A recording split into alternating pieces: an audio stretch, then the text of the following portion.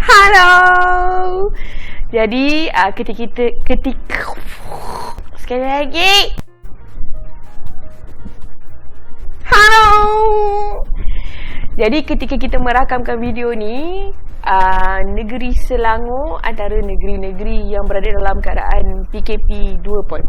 Jadi biasalah, bila dalam keadaan PKP ni, kita kena fikir nak buat apa sementara kita stay at home. Untuk saya, cara yang paling best untuk menstabilkan keadaan mental emosi ketika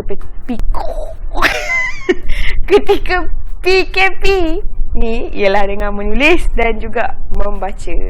Tadi dah nampak kan sneak peek library saya sedikit, dan saya telah memilih buku-buku kegemaran saya untuk dikongsi dengan semua.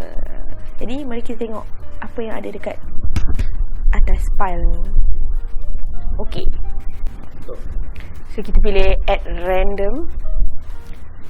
Wah, buat macam tutup mata. Sebenarnya betul lah, tak ingat pun susunan dia macam mana tadi. Jadi kita memang ambil secara random. Okay.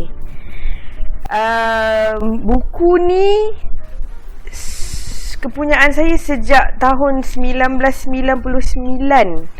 Kalau tak silap saya, dia diterbitkan pun tahun 1993. Buku ni berada dalam posesi saya sejak tahun 1999 ke 1998, saya tak ingat. Tapi ketika saya sekolah menengah, saya merupakan seorang peminat Christopher Pike lebih daripada R.L. Stine. Kalau zaman-zaman tu memang semua orang baca buku R.L. Stine, tapi saya tak berapa minat R.L. Stine sebab saya rasa macam R.L. Stine, lepas kita dah baca 2-3 buku, kita dah dapat nampak pattern penulisan dia.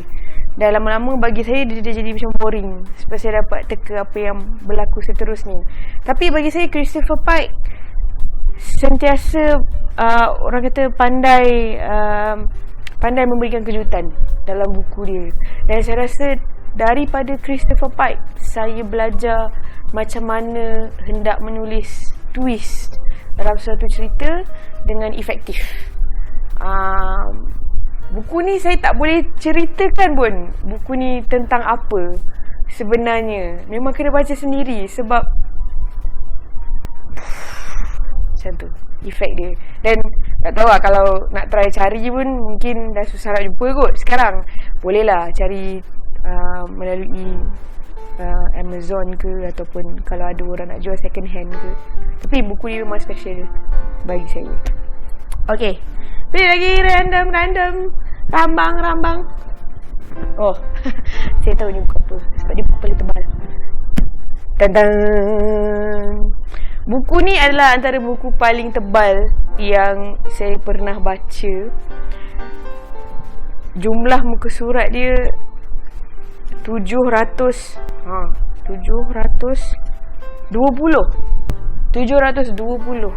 Tetapi saya tak nak habiskan buku ni.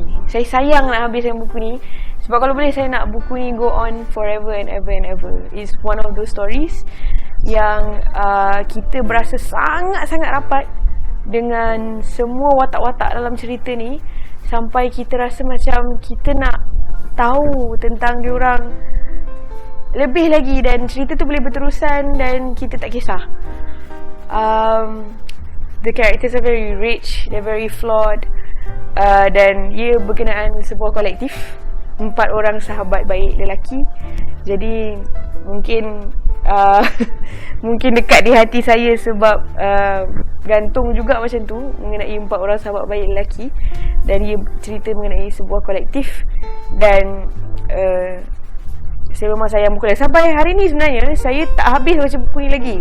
Saya dekat muka surat 500 something kot kalau tak silap saya. Dan sebab saya tak nak habiskan, saya rasa sayang. Hari-hari memang baca sikit je, takut habis. Okay.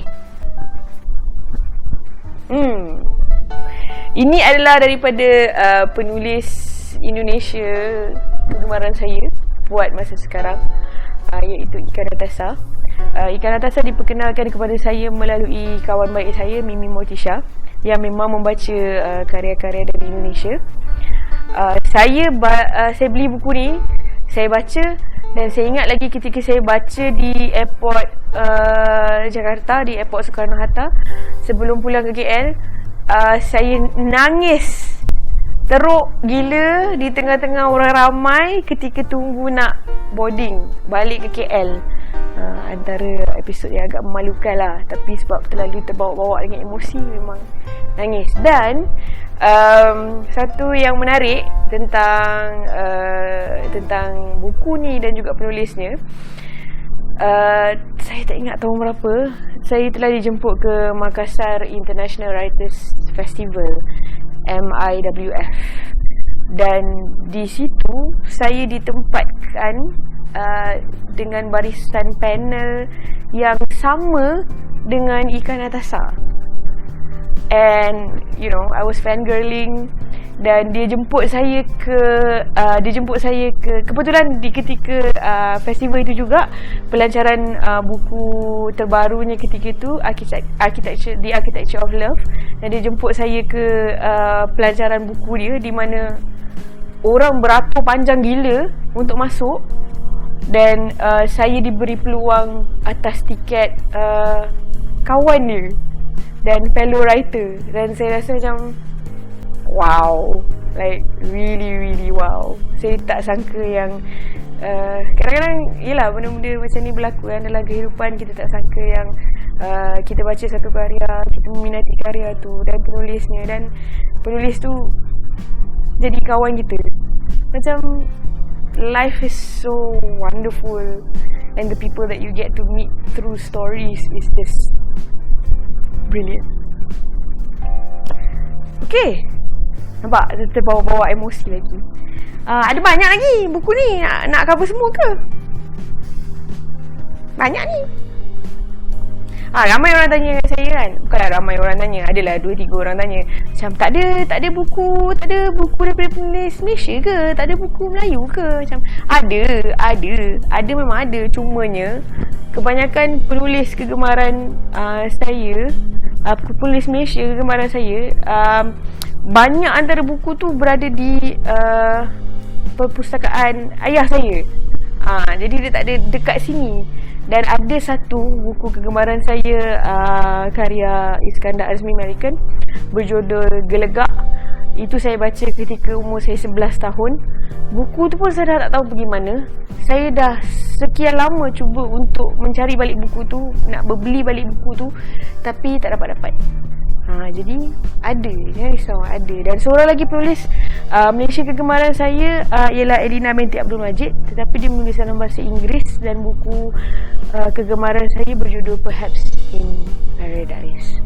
Perhaps in Paradise ni mungkin berbunyi Mat Saleh, tetapi sebenarnya ia adalah alih bahasa daripada bait lirik lagu Piramli, Di Manakah Ku Cari Ganti, Mungkinkah di Syurga.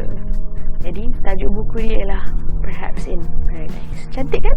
Sangat cantik. Okeylah. The Age of Miracles daripada Karen Thompson Walker. Kenapa saya sukakan buku ni dan kenapa saya sukakan penulisan Karen Thompson Walker? Dia pandai menulis cerita high concept tetapi dalam gaya yang biasa. Dan dia bercerita tentang orang biasa, tetapi ceritanya high concept. Tetapi macam mana orang biasa melalui keadaan yang luar biasa seperti itu. Saya suka buku-buku Karen Thompson Walker ni sebab itu. Ni buku pertama dia kalau tak silap saya, dan saya ada buku kedua dia di situ tetapi tidak nampak di dalam kamera ini, berjudul The Dreamers. Yang tu saya sedang baca. Ini saya dah baca. Okeylah, last. Saya rasa saya tak boleh bercerita tentang buku kegemaran tanpa bercerita tentang penulis kegemaran saya, dan ini ialah penulis kegemaran saya, Maggie O'Farrell. Selalunya bila saya sebut nama ni, ramai orang tak kenal. Ramai orang macam, siapa? Dan saya bukanlah suka dia sebab ramai orang tak kenal. Saya memang suka dia sebab saya suka dia. Selalunya saya agak risau bila saya membaca buku-buku karya penulis Irish. ataupun penulis-penulis yang berasal daripada Ireland. Sebab Ireland ni adalah sebuah negara yang melahirkan ramai penulis-penulis hebat. Dan kalau tak silap saya lah, ketika saya melawat Dublin, saya diberitahu yang macam kalau di Ireland, penulis tak perlu bayar teks.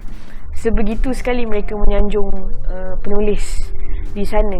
Jadi saya selalu rasa takut sikit bila nak baca karya daripada penulis dari Ireland, sebab saya rasakan seolah-olah mereka ada pressure untuk menulis dengan artistik, menulis dengan poetik, menulis dengan baik, sampaikan saya takut cerita tu tak sampai.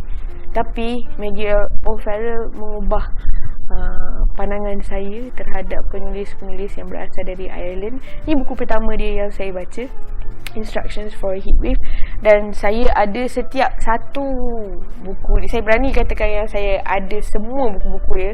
Saya belum baca semua lagi. Dan buat masa ini dia kekal menjadi salah satu daripada penulis kegemaran saya. Dah habis. Okay, jadi adalah lagi buku-buku lain dekat sini. Cecilia Ahern, Marble Collector. Saya rasa ini adalah karya terbaik Cecilia Ahern. It's very poignant. Buku ni juga boleh membuatkan saya nangis. Saya memang senang nangis. Ini juga saya rasakan adalah buku terbaik Sophie Kinsella. Bukan Shopaholic series dia, tetapi ini sebuah buku YA. Dan ia menceritakan seorang gadis dengan anxiety dengan sangat baik. Ini juga sebuah buku yang menarik tentang seorang budak lelaki beragama Islam yang hidup di tengah-tengah komuniti yang liberal di Amerika, dan bagaimana dia menyeimbangkan antara kedua-dua aspek itu, dan dia dipengaruhi oleh seorang wanita yang lebih tua dalam hidupnya, dan bagaimana perjalanan hidup dia. Menarik, menarik. Dan ini adalah antara buku yang paling menghiburkan yang saya pernah baca, berjudul Spoiled Brats daripada Simon Rich. Simon Rich menulis satira dengan sangat-sangat baik dan sangat-sangat kelakar. Kepada yang mungkin tak begitu mengenali Simon Rich juga menulis buku yang berjudul What in God's Name, yang akhirnya diadaptasi menjadi siri TV berjudul Miracle Workers, yang dilakonkan oleh Daniel Radcliffe dan Steve Buscemi. Betul ke?